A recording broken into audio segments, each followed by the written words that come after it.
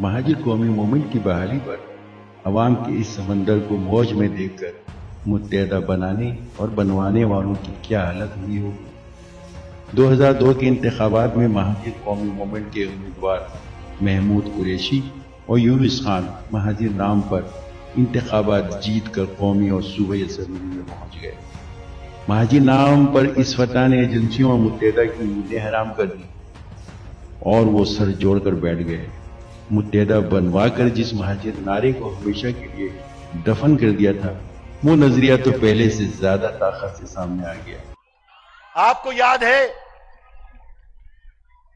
کبھی پوری پاکستان کی تاریخ میں، یہ ہسٹری ہے، پورے پاکستان کی تاریخ میں مہاجر نام پر منتخب ہو کر کوئی شخص اسمبلی میں پہنچا ہے؟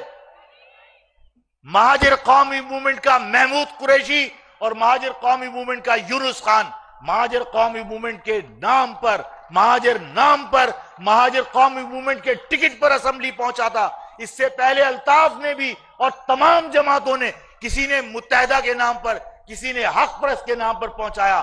آج پاکستان کی تاریخ ہے کہ جب چاہو الیکشن کا رزلٹ اٹھا کے دیکھ لو، ہم نے منافقت نہیں کی، ہم نے دھوکہ نہیں دیا، ہم نے چہروں پر نقاب نہیں چڑھائے، ہم مہاجر تھے، مہاجر نام پر اسمبلیوں میں پہنچ کر ہم نے دکھایا۔